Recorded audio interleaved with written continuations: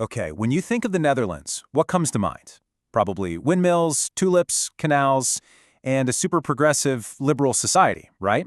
It looks like a paradise of equality.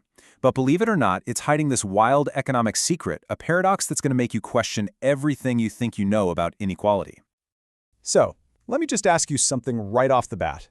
What do you think is the most unequal country on Earth? You know, if you guessed South Africa, that's a really good guess. A lot of people would say that, and it often gets that unfortunate title. But for our purposes today, that's not quite the right answer. The answer, believe it or not, according to the World Bank's data on wealth, is the Netherlands. And it's not just a little unequal, it's so extreme that it's the only country on Earth that is statistically more unequal than the entire world combined. Yeah, you heard that right. So what on earth is going on here? Okay, let's really dig into this, because it makes no sense on the surface, right? I mean, this is a country with an incredible social safety net. You've got universal health care, solid pensions, high taxes to pay for it all, and worker protections so strong it's a running joke that you can't get fired. So how does a country practically designed for equality end up as the king of the inequality charts? To crack this puzzle, we have to get really specific about what we're actually measuring. See, this whole paradox hangs on the huge difference between two little words, income and wealth. So the tool economists used for this is called the Gini coefficient. And don't worry, it's actually super simple. It's just a scale from 0 to 1. Imagine you've got 3 people and $3. A Gini score of 0 means perfect equality. Everyone gets a buck. A score of 1, that's total inequality. One person gets all $3 and the other 2 get zilch. Simple as that. Okay, so here's where it gets really interesting. You can apply that Gini score to two totally different things. First, there's income inequality. That's about the flow of money, how evenly distributed everyone's paychecks are. Then there's wealth inequality. That's the stock of stuff you have, your house, your savings, your stocks, minus all your debts. And this, right here, is the heart of the paradox. By income, the Netherlands is one of the most equal places you can find. But by wealth, bam, it's number 1. So, how is that even possible? Well, our first clue is not where you'd expect. We're not going to start by looking at billionaires. Nope. We're going to start by looking at ordinary households and the really weird role that debt plays in the Dutch economy. See, here's a huge difference. Your income can't be negative, right? Your boss can't take money out of your account every month. But your net worth? Oh yeah, it can absolutely go below 0.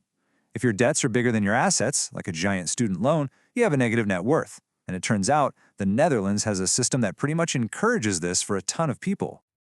Okay, so here's the playbook. First, a government program insures home loans, which basically takes all the risk away from the banks. So what do the banks do? Well, with no risk, they're happy to lend up to and sometimes even over 100% of a home's value. So a young couple can buy a 300,000 euro home and borrow an extra 30 grand on top for furniture or renovations. And boom, instantly, on paper, they're worth negative 30,000 euros. This policy alone creates this massive group of people who are statistically, less than worthless.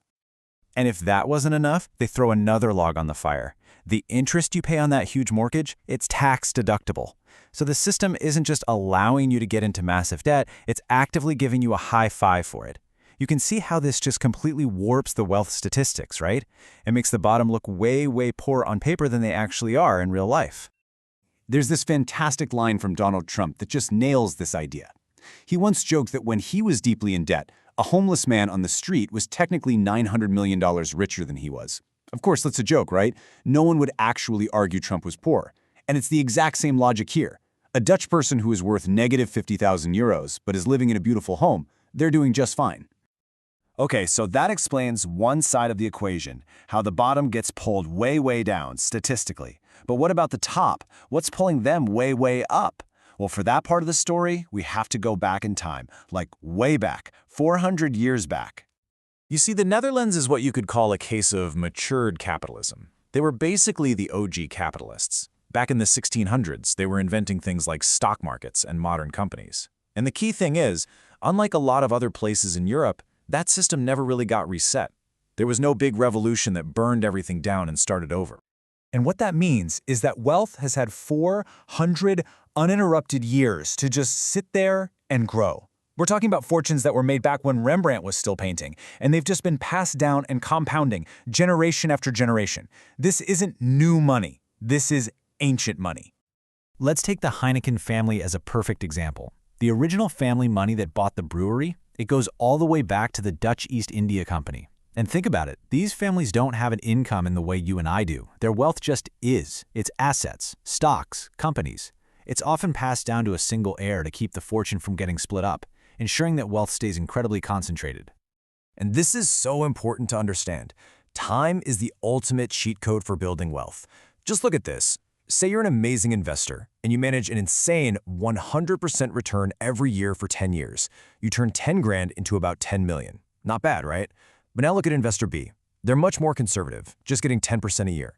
But they do it for 100 years. They end up with almost $138 million. Now imagine that's not 100 years. Imagine it's 400.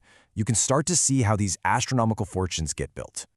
Okay, so let's put the whole picture together. On one side of the scale, you've got a huge chunk of the population who are encouraged by policy to have a negative net worth. On the other side, you have a tiny handful of families with these massive, centuries-old fortunes that income taxes can't even touch.